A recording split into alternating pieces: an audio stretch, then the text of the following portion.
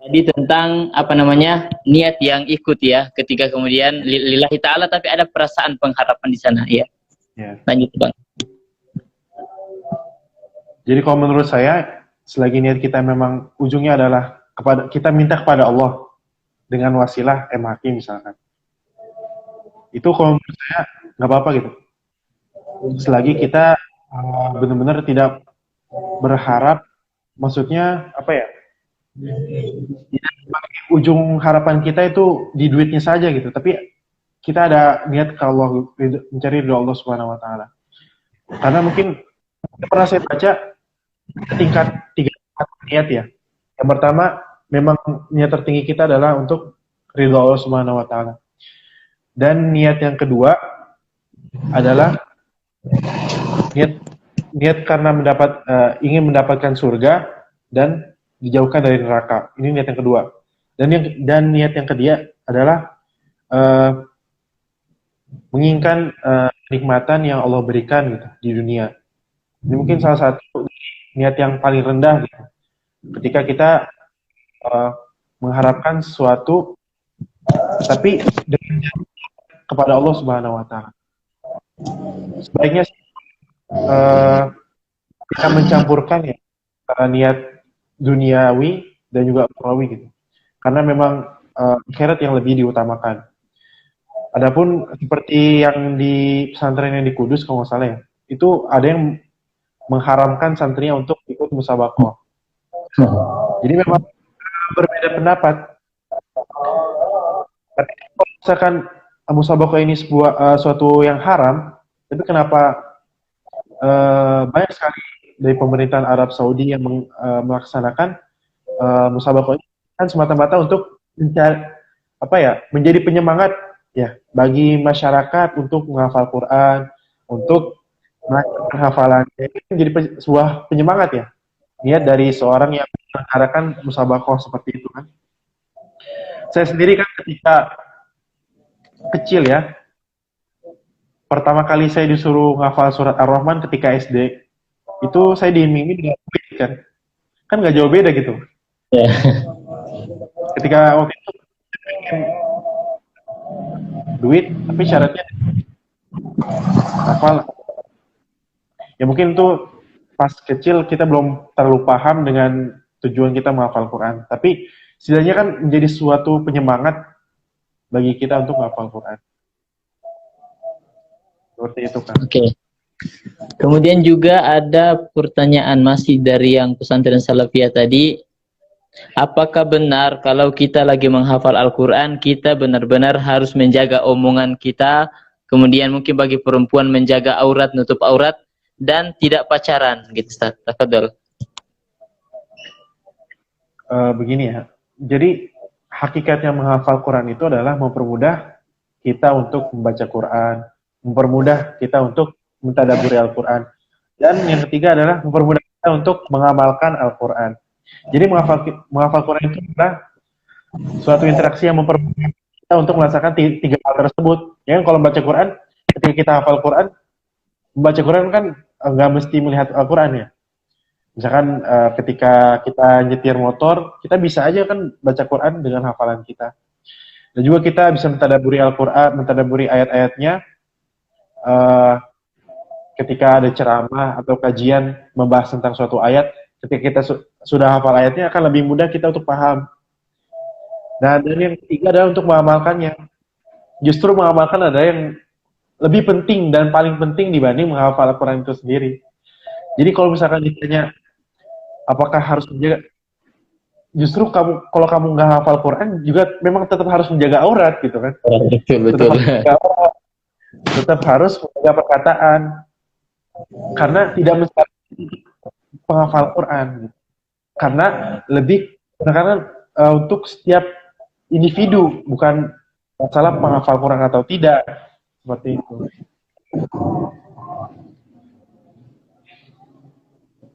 Gitu kan. Kemudian ada yang mengatakan, katanya kalau pacaran itu membuat lebih semangat. Ya, mungkin karena ada yang memberikan semangat ke dia, pasangannya memberikan semangat untuk menghafal. Gimana itu, Ustaz? Eh, saya belum pernah pacaran sih, jadi belum tahu rasanya ya. Jadi nggak tahu pernah disemangatin gitu. Berarti gini nih, suatu hal yang baik jangan di, jangan dihilangkan keberkahannya dengan suatu yang buruk, dengan cara yang buruk. Seperti halnya misalkan saya pengen eh, sedekah bangun masjid, tapi dengan uang yang hasil riba, Ya. hasil judi. Maksudnya eh, teman-teman bisa kok dapat semangat dari selain pacar gitu. Bisa dari ustadz, bisa dari teman, maksudnya teman yang mahram gitu. Nggak, jangan pacaran lah gitu. Karena justru teman-teman kontradiksi dengan hafalan yang teman-teman hafal gitu. Dengan Al-Quran yang teman-teman hafal. Ayo. Jadi jangan sampai terkotori keberkahannya dengan hal-hal yang tidak diperbolehkan. Seperti itu. Wallahu a'lam. Jadi intinya ya bahkan kemudian ketika seorang menghafal Al-Quran itu menjaga diri dari maksiat intinya di sana. Ya semoga kemudian lebih dimudahkan baginya untuk ya menghafal ya kalamullah. Kemudian tadi ini tentang metode menghafal juga Ustadz. Tadi ada yang bertanya, kalau kebanyakan kan orang menghafal itu dari juz 30. Dari juz 30 juz Ammah.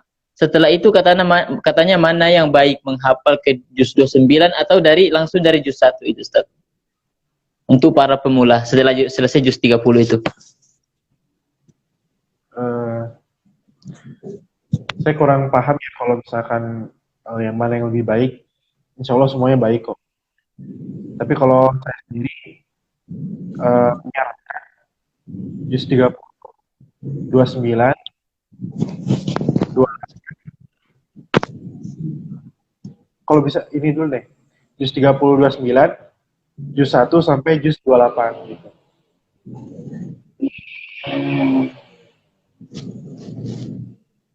Nah, jadi misalkan lebih baik bagi teman-teman untuk ngafal 30-29 baru dari juz 1 sampai juz 28. Seperti itu. Kalau saya sendiri juz 30, 29, 28, 27, 26 baru fokus 5, 24 sampai juz 6 baru juz 1 sampai juz 4. Jadi terakhir saya ngafal juz 4. Dan memang nggak terlalu berurutan. Ada semuanya akan kita ngafalnya tuh baik lah insya Allah. Tapi yang biasa diperdengarkan kan juz 30, 29, juz 1. Oke. Seperti itu. Kemudian ada pertanyaan, apakah ahlul Quran itu harus benar-benar hafal 30 juz baru dikatakan ahlul Quran gitu, Ustaz. Silakan. Wallahu alam ya. Ahlul Quran ini kan banyak penafsirannya gitu. Ada yang senantiasa membaca Quran, istiqomah membaca Quran, ada yang istiqomah mengamalkannya aja sudah disebut ahlul Quran. Ada yang menghafal Quran, ada yang paham Al-Quran, ada yang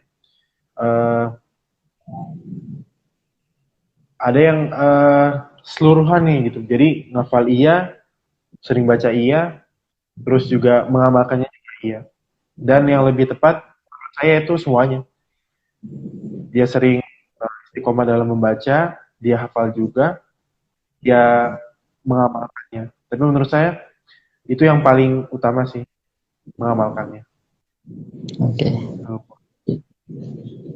Jadi menjadi ahlul Quran itu ya intinya tadi lebih sempurna ketika dia ya sering membacanya, menghafalnya dan ya mengamalkan dalam ya kehidupannya. Karena ya kembali lagi tadi Al-Quran ini adalah petunjuk bagi ya umat manusia untuk kemudian bagaimana dia beribadah kepada Allah Subhanahu wa taala.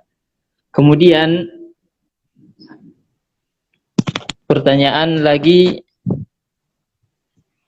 ketika orang tua mengamanahkan untuk menghafal Al-Quran, ya ketika orang tua mengamanahkan untuk menghafal Al-Quran, apakah itu menjadi hutang ketika kemudian kita menghafal Al-Quran ternyata kita belum menghafal Al-Quran dan kemudian ya udah meninggal gitu. Ada amanah dari orang tua dan itu tidak terlaksana gitu. Apakah itu menjadi hutang bagi ya kita di hadapan Allah Subhanahu wa taala ya bagi orang tua kita? Oke, silakan. Nah, terkait amanah dari orang tua kan berbentuk nasihat ya, himbauan. Adapun hutang ini kan hutang itu kan antara dua orang ya. Misalkan mohon maaf. Memang hutang itu kan ada berbentuk material, ada bentuk amanah, tapi kan disesuaikan juga dengan kemampuan kita gitu. Kita sudah berusaha dan tidak hafal-hafal, jadi tidak masalah gitu. Kalau misalkan kita yang menghafal kita, tapi kita tidak berusaha sama sekali, nah ini mungkin menjadi salah satu sifat buruk kita untuk orang tua, karena kan ini perintah dari orang tua dan baik juga seperti itu. Jadi sebaiknya tetap berusaha gitu walaupun belum hafal-hafal, karena kan misalkan target menghafal Quran, memang tidak semua orang Allah berikan kemudahan untuk menghafal seperti itu kan. Jadi tetap berusaha untuk menghafal Quran. Gimana Ustaz, lanjut? Masih ada beberapa pertanyaan? Banyak banget ya. Sekarang sudah jam 9, 11 menit. Kita ngambil 2 pertanyaan lagi Ustaz, tidak apa-apa? Oke, nggak apa-apa, 2 pertanyaan lagi. Oke, ini pertanyaan. Kenapa ketika kita membaca Al-Quran, kadang katanya baru membaca setengah juz udah capek gitu. Mungkin kalau membaca, contohnya membaca surat kabar, membaca novel, kadang selesai beberapa halaman. Ya, mungkin bisa selesai sekali duduk, selesai satu buku gitu. Kenapa ketika Al-Quran ini kok agak ada perasaan cepat bosan, ngantuk? Ada apa sih ya sebenarnya Ustaz? Ya, tafadhol. Oke, bismillah. Jadi katanya Utsman ya. Jadi apabila hati kita bersih, insya kita tidak akan puas untuk membaca Al-Quran. Ya mungkin salah satu indikator kenapa kita ingin cepat-cepat baca Quran, nggak bisa lama-lama, adalah hati kita gitu. Hati kita belum bersih. Nah di sini kepada Allah agar Allah berkenan untuk membersihkan hati kita dan perbanyak istighfar pada Allah Subhanahu wa taala. Dan juga perbanyak doa.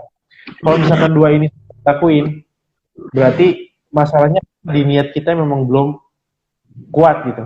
Niat kita untuk membaca lama-lama tuh belum kuat. Dan ini berpengaruh kepada jumlah bacaan yang kita baca.